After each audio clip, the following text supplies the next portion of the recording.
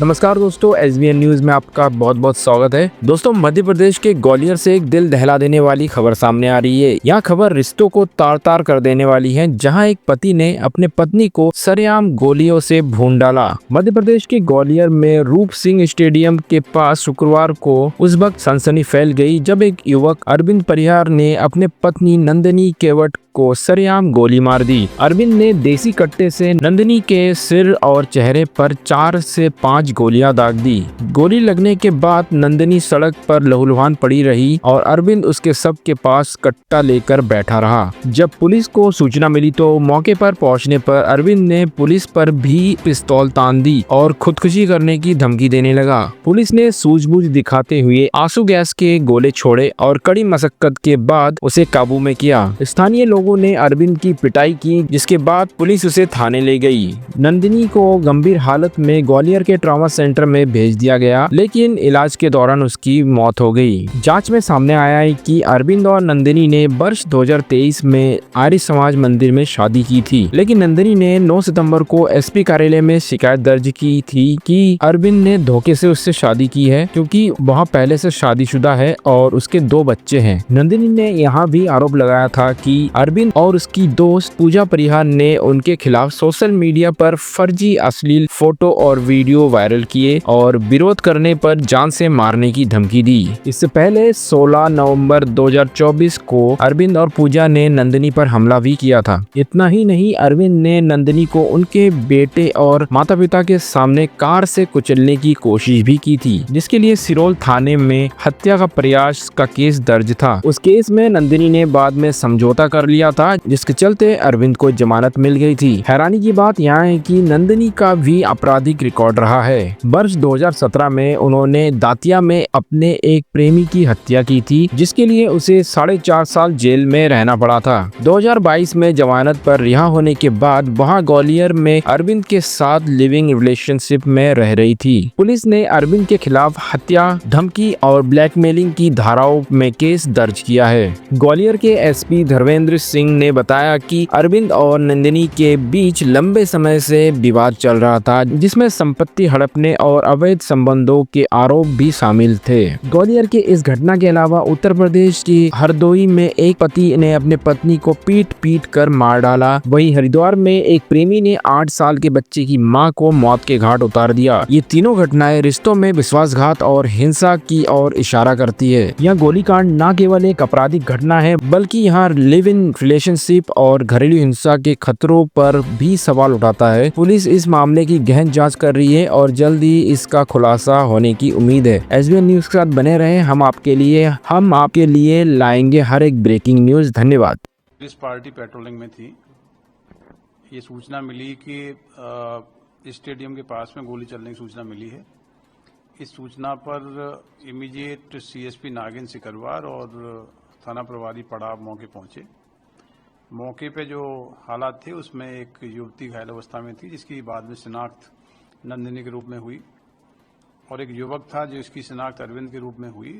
उसके पास fire arm था और आसपास पूरी पब्लिक थी। पुलिस के लिए बड़ी चुनौती थी कि फायर आर्म वाले आरोपी को किस प्रकार बिना नुकसान हुए गिरफ्तार किया जाए, कस्टडी में लिया जाए। मौके मौजूद अधिकारियों ने अपने विवेक का परिचय देते हुए और एकदम से जो प्रोफेशनल दक्षता है उसका परिचय देते हुए टीयर गैस का उपयोग किया। टीयर गैस सेल के धुएं में उसको समझ नहीं आया वो क्या करे, और उस कंडीशन में उसको फायर आर्म के साथ में कस्टडी में लिया गया। इस पूरे केस में जो युवती घायल है उसको इमीडिएट सुरक्षित तरीके से अस्पताल ले जाया गया, ट्रॉमा सेंटर में ICU में इसको एडमिट कराया गया। ये पूरी जो घटनाक्रम है, इसकी पृष्ठभूमि में ये जो व्यक्ति अरविंद है ये विवाहित है और ये पिछोर थाना क्षेत्र का रहने वाला है। इसके 2 बच्चे हैं, पत्नी है जो इसके गृह ग्राम में रहते हैं। ये महिला जो नंदिनी है ये बेसिकली दतिया की रहने वाली हैं। इनका पूर्व पति है और इनके भी एक बच्चा है। ये 2022 में अरविंद के संपर्क में आई। 2022 से लेके अभी तक अलग अलग जगह पे मुरार थाना क्षेत्र में, सिरोल थाना क्षेत्र में ये लगभग 3 साल से बिना अपने विवाहित वैध पति पत्नी को डाइवोर्स दिए हुए अवैध रूप से लिव इन रिलेशनशिप में रह रहे थे। इस अवधि में इनके लगातार विवाद हुए, झगड़े हुए और इस प्रकार से करीब 5 अपराध, मारपीट और हत्या के प्रयास के दर्ज किए गए। 2024 में इस नंदिनी के द्वारा यह आरोप लगाया गया था कि अरविंद ने उसको कुचलने का प्रयास किया गाड़ी से। पुलिस ने उसकी गिरफ्तारी की, गिरफ्तार करके उसको जेल भेजा गया। लेकिन बाद में न्यायालय में जमानत के विचारण के दौरान महिला अपने बयान से पलट गई और उसके द्वारा बताया गया कि उसको ये घटना झूठी लिखाई गई है। उस आधार पे करीब 2.5 महीने जेल में रहने के बाद अरविंद की जमानत हुई। जनवरी में जमानत से छूट के आने के बाद अरविंद ने जो जानकारी प्रेमा फेसिया अभी पुलिस को दी है कि इसके द्वारा काफी उसकी जो संपत्ति थी उसको हड़प लिया था और इसको पुनः दूसरे मुकदमों में फंसाने की धमकी दे रही थी, जिससे प्रताड़ित था। इस संबंध में महिला के द्वारा भी अभी रिसेंट में शिकायत की गई थी। तो अरविंद को ये डर था कि दोबारा से इसको फंसा देगी और ना तो उसके साथ रहने के लिए तैयार थी। अरविंद को ये भी डाउट था कि ये दूसरे अन्य इसके जो मित्र हैं उनके साथ निवासरत है। तो ब्लैकमेलिंग और अवैध संबंध के कारण ये प्रथम दृष्टया घटना होना पाया गया है। इस घटना में अभी आरोपी कस्टडी में है, एफआईआर दर्ज की जा रही है।